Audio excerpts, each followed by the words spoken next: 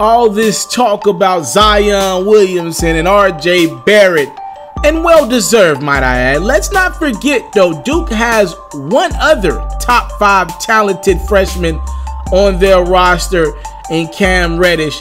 And throughout the season, he's had to find his way. It hasn't looked pretty every night.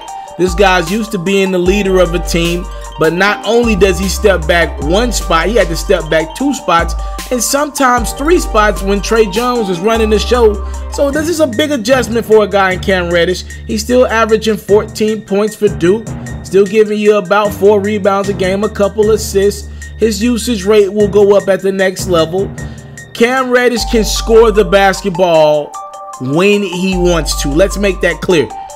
He can score the basketball. Really, it's unfair to just genuinely assess his game because he plays next to those 2 guys that I mentioned earlier. But once this guy gets to the NBA, he can contribute to a team day one. I'm not thinking all-star day one, but he definitely can be a guy that can give you 11 to 17 points. His rookie year, this guy is a professional bucket getter. Now, one of my biggest concerns with Cam, and I do think it's a big concern, is he can't get lost on the court. Now, I did notice a couple bad signs when Zion and RJ had it going.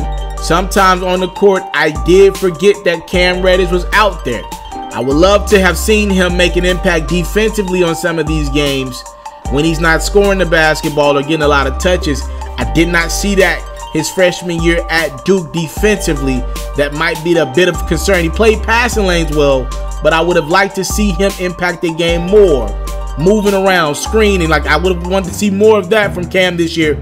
I didn't see that thus far. It's a big concern if you're looking to draft this top talent. Yeah, right now for Cam Reddish, the average projection for him from most of the top mock drafts is right around number 4, and I think that's right.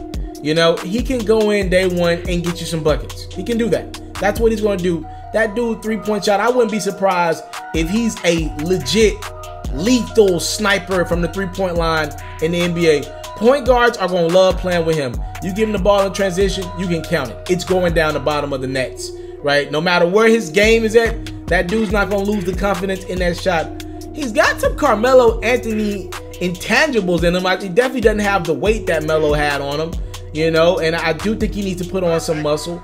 And I would like to see his post game improve as well. I don't think this guy will be a star out the gate. I could see him having a career similar to J.R. Smith's. Not comparing their games, but out the gate, J.R. Smith was a man-child. Never thought of him as a star, but you thought of him much more than you did an average role player, right? He could light it up. Any given night, J.R. Smith could go 6 for 8 from the 3-point line, give you 32 points. He did that early on in his career with Denver. And then later, as J.R. Smith got along in his career, he was the 6th man of the year with the New York Knicks. And then he was a big part of a couple teams that went to the finals with those Cleveland Cavaliers. I think Cam Reddish can have that type of impact on a team, which means he's good enough to be drafted high. I think it's right on the money to have him right around 4. But you know what you're getting with him. A guy who's not going to be a star, not going to make any all-star games, but you feel him on the court. You know he's a guy. Like, the hoopers are going to know this dude can hoop. I think that's where he's headed. So around 4, I think that's right. Right after the big 3 guys and Ja, RJ, and Zion, but still better than the DeAndre Hunters, the Culvers of the world. I think he's right there and dead in the middle of a guy who's going to be able to come in and contribute day one for an NBA ball club. I want to salute you, homie, you know, for building your own thing and doing your own thing, creating your own platform, your own website. I got one life to live out my dreams, and I'm giving this thing all I got. I interview celebrities. I talk sports. I represent the culture. Right now you're turning up on Mr.Taliaferro.com, shawty.